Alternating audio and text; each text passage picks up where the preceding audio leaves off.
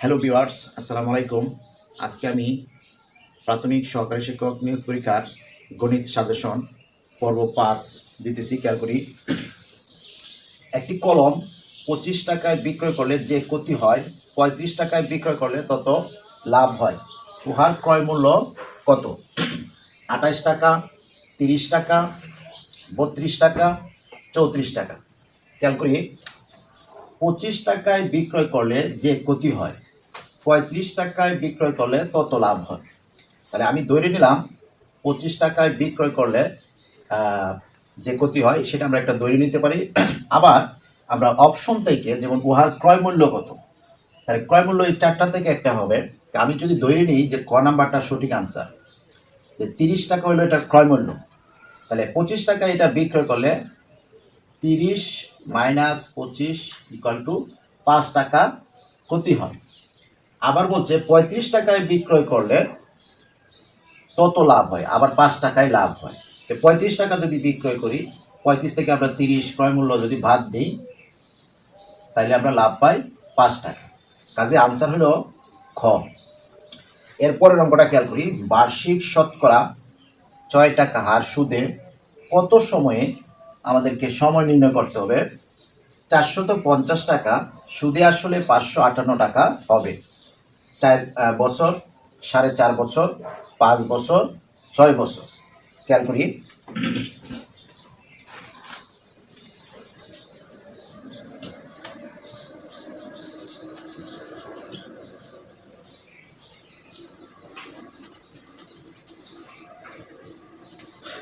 এই জাতীয় সুদে আসলে কথাটা থাকলে, সুদ আসল কথাটা থাকলে আমরা একটা সূত্র লিখবো সবসময়, A equal to P into 1 plus N R. এই সূত্রের মাধ্যমে আমরা অঙ্কটা সলভ করব। এখান থেকে কত সময়, অর্থাৎ সময় এনটা নির্ণয় করতে হবে। এখানে এ হলো সুদ আসল, সুদ আসল দেওয়া আছে 558 টাকা, তাহলে আমরা লিখতে পারি এটা 558 টাকা। আসল কত? 400 টাকা। আসল হলো 450 টাকা ইন্টু 1 প্লাস এন। এন হলো সময়, আমরা এটা নির্ণয় করব। আর আর হলো সুদের হার, রেট অফ ইন্টারেস্ট। 6 টাকা, 6 টাকা বলতে বোঝাইতেছে এখানে 100 ভাগের 6। 6 টাকা বলতে 6%, অর্থাৎ 100 ভাগের 6। এটাকে ক্যালকুলেশন করলে আমরা এন এর মানটা পাবো। তো এটাকে যদি আমরা এই পাশে নিয়ে আসি, 558 ডিভাইডেড বাই 450 ইকুয়াল টু, এটাকে ক্যালকুলেশন করলে পাবো আমরা 100 লসাগু 100 প্লাস 6n। এখন এই 1 0 কাটা, এরপরে এটাকে যদি আমরা 3 দিয়ে ভাগ করি, 3 দিয়ে ভাগ করলে এটা কে যাবে একবার, তাকে 2, 3 8 24, তাকে 1 18, 3 6 18, 3 দিয়ে ভাগ করলে এটা 15। এরপরে এই ভাগটাকে যদি আমরা এখানে কমপ্লিট করি, এখানে আছে 15। আবার এটাকে যদি 5 দিয়ে ভাগ করি 2, 5 দিয়ে ভাগ করলে 3, 5 দিয়ে ভাগ করলে 3, 3 দিয়ে আবার এটাকে কাটা যায়, 3 6 18 আর 3 দিয়ে ভাগ করলে 2, 62, এখানে থাকে 2। আচ্ছা, এইদিকে থাকে 62 বাই, এখানে সব কাটা গেছে, তার মানে 1 ইকুয়াল টু, এইদিকে থাকে 2, এইখানে থাকে 100 প্লাস 6n।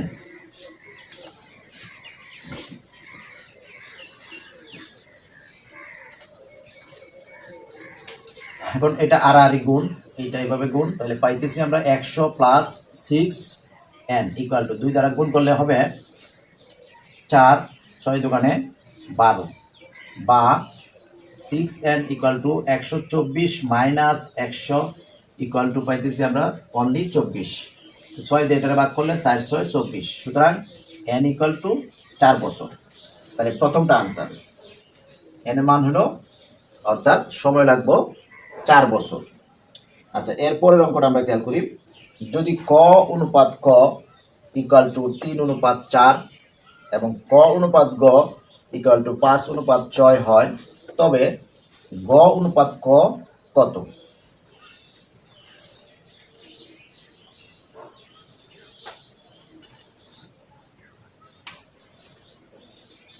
ক অনুপাত খ দেওয়া আছে 3:4, আবার ক অনুপাত গ, ক অনুপাত গ ইকুয়াল টু দেওয়া আছে 5:6।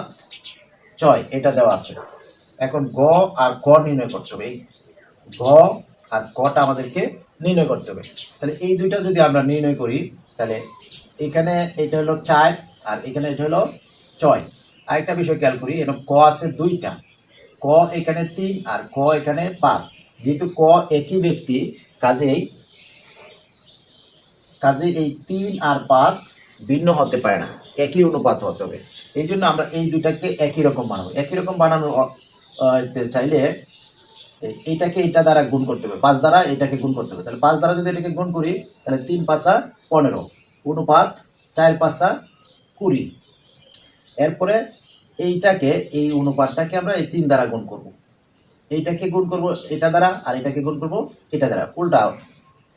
অর্থাৎ এই অনুপাতটাকে 3 দ্বারা গুণ করব আর এই অনুপাতটাকে এই 5 দ্বারা গুণ করব, ঠিক আছে? তাহলে এই দুটা সমান হয়ে যাবে। তাহলে এটাকে যদি আমি 3 দ্বারা গুণ করি তাহলে হয় 15 অনুপাত, এটাকে আমি এই 3 দ্বারা গুণ করতেছি, তাহলে 3 6 18। এখন বলছে, প্রশ্নে বলছে কি গ অনুপাত ঘ, এই গ এবং ঘ, সুতরাং ঘ অনুপাত ঘ ইকুয়াল টু, গ হইল এটা, এটা এই 18 অনুপাত ঘ, ক হইল গিয়ে এই 20, এটাই আনসার। 18 অনুপাত 20, গ নাম্বারটা আনসার। আচ্ছা, এরপরে 44 নাম্বার, 9x² প্লাস 30x এর সাথে কত যোগ করলে যোগফলটি পূর্ণবর্গ হবে? 9x² প্লাস 30x এর সাথে কত যোগ করলে, এটাকে আমরা ওই a plus B whole square সূত্র বানাবো, তাহলে পূর্ণবর্গ হয়ে যাবে। যেহেতু প্লাস আছে a plus B whole square, এটা হলো একটা পূর্ণবর্গ সংখ্যা। তাহলে এটাকে আমরা এভাবে লিখতে পারি 3x এর হোল স্কোয়ার প্লাস সূত্রে 2 ইন্টু a ইন্টু বি। এখন কত দিলে এটা 30x হবে? তাহলে এখানে যদি 3 2 6, তাহলে এখানে 5 দিলে হইতেছে, এই 5 6 30, সাথে আছে x, প্লাস এটা বি ধরবো আমরা, এটা 2ab, তাহলে বি হলো 5 স্কোয়ার। তাহলে এই অংশটুকু আমাদেরকে যোগ করতে হয়েছে, অর্থাৎ 5 স্কোয়ার হলো 25। তাহলে আনসার হলো 25, আমাদেরকে 25 যোগ করতে হবে। এরপরে 45 নম্বর, x minus 1/x equal to 7 হলে x² প্লাস 1/x² এর মান কত?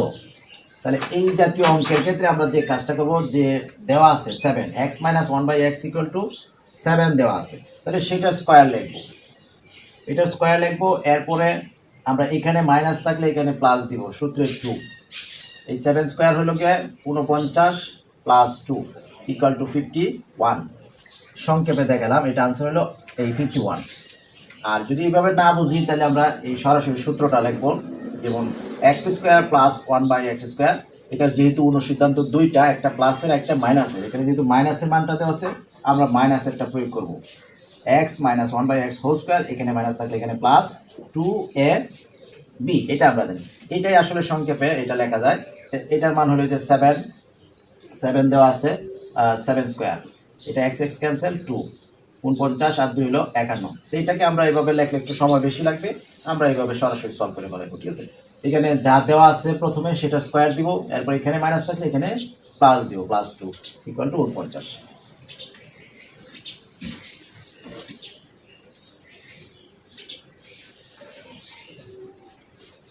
এরপরে 46 নাম্বার, 15.6 এর 8% সমান কত? 15.6 ইন্টু 8% মানে 100/8। তাহলে এটার সাথে এটা গুণ বোঝাইতেছে, ডিভাইডেড বাই 100। তাহলে এটাকে আমরা এটা দ্বারা গুণ করবো, 6 8 48 8 হাতের আছে 4, 5 আর 8 গুণ করলে হয় 40, 40 আর 4 হলো 44, 44-এর 4 হাতে আছে 4, আবারও 4, এরপরে 8 কি 8, 8 আর 4 হলো 12। এখন এখানে এক ঘর পরে দশমিক ছিল, আমরা এক ঘর পরে দশমিক দিয়ে দিব এখানে, অর্থাৎ 124.8। সুদায় কথায় 8কে যদি আমরা 15 দ্বারা গুণ করি, 8 15 হলো 120, আর 0.6কে গুণ করলে আসবে এই বাকি অংশ, ঠিক আছে? এখন যেহেতু আমরা 100 দ্বারা এটাকে ভাগ করতেছি, এই পয়েন্টটা 2 ঘর এদিকে চলে আসবে, যেহেতু এখানে 2টা শূন্য আছে, এটা পয়েন্টটা এই আরও 2 ঘর এসে এই জায়গায় এসে পড়বে, অর্থাৎ 1.248। এটা হলো আনসার। তাহলে আনসার হলো ক নাম্বারটা 1.248।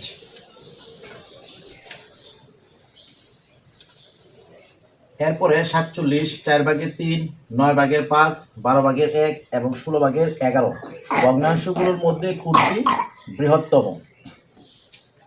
4/3, 9/5, 12/7, 18/11 এই চারটার মধ্যে কোনটা বড়?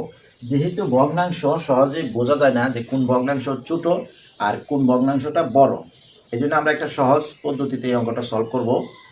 খুব একটা সহজ।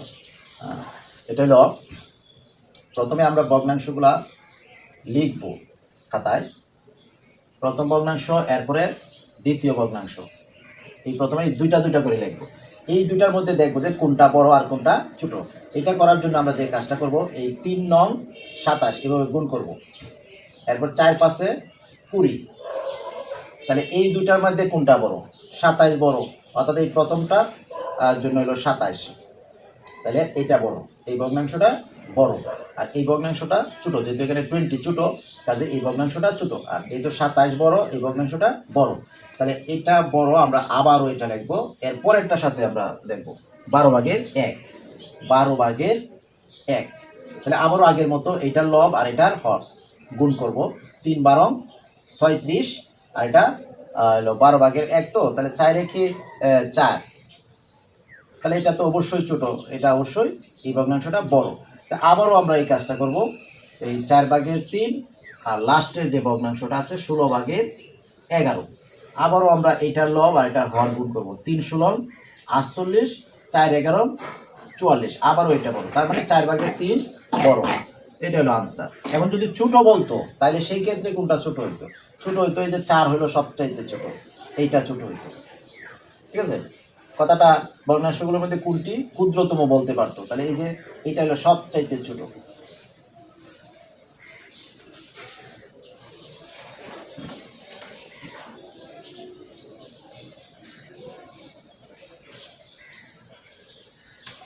এরপরে 15 জন ছাত্রের বয়সের গড় 29 বছর, তাদের মধ্যে 2 জন ছাত্রের বয়সের গড় 55 বছর, বাকি 13 জনের বয়সের গড় কত হবে?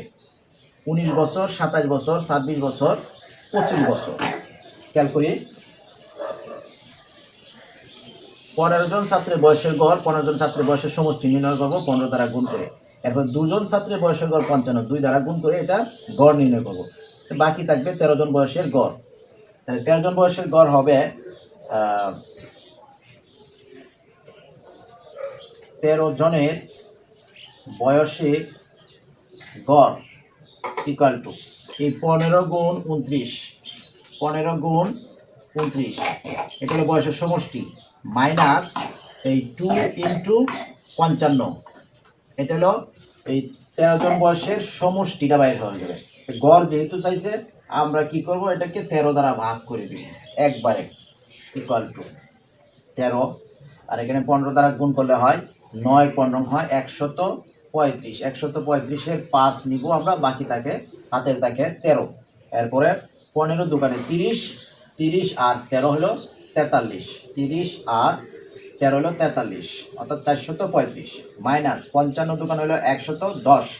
এখন এটা বিয়োগ করবো আমরা, 5 থেকে 0 গেলে 5, 3 থেকে 1 গেলে 2, 4 থেকে 1 গেলে 3। এখন 13 দিয়ে যদি ভাগ করি, 13 দোকানে 26, তাকে 6, 65, 5 13 65, আনসার হলো 25। অর্থাৎ 13 জনের বয়সের গড় হলো 25 বছর।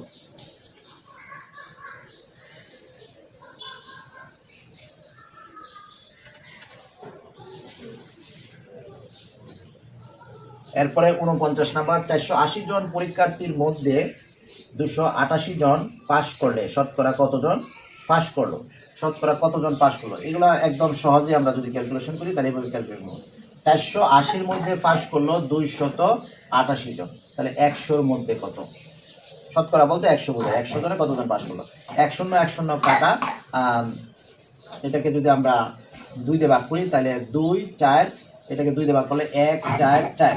এখন 12 দিয়ে যদি ভাগ করি 2, 12 12 হইল গিয়ে 140, আবার 2 দিয়ে এটাকে ভাগ করলে 6, তাহলে 6 × 60, অর্থাৎ 60% পাস করলো। পাশের হার হলো 60%। এরপরে আজকের সর্বশেষ অঙ্ক, আজকের সর্বশেষ অঙ্ক 9a² + 16b² রাশিটির সাথে কোনটি যোগ করলে পূর্ণবর্গ হবে? কোনটি যোগ করলে? 12ab, 24ab, 36, 144 ab। আচ্ছা, 9a² + 16b² এর সাথে কত যোগ করলে? তাহলে এটাকে আমরা পূর্ণবর্গ আকারে যদি লিখি, a² প্লাস এখানে দিব এটা গ্যাপ রেখে এটা দিব b² অর্থাৎ 4b²। এখানে সূত্রে 2 ইন্টু এটা প্রথমটা হলো a, 3a ইন্টু দ্বিতীয়টা হলো b, 4b। অর্থাৎ এই অংশটুকু যোগ করতে হবে, এইটা আছে আর এইটা আছে, ঠিক আছে? এই মাঝখানের অংশটুকু আমাদেরকে যোগ করতে হবে। তাহলে এটা সমান কত হয়? 6, 4, 6, 24। 24 a আর b গুণ করলে হয় ab, 24ab। এটা আমাদেরকে অতিরিক্ত যোগ করতে হবে। আনসার হলো খ নম্বরটা, 24ab।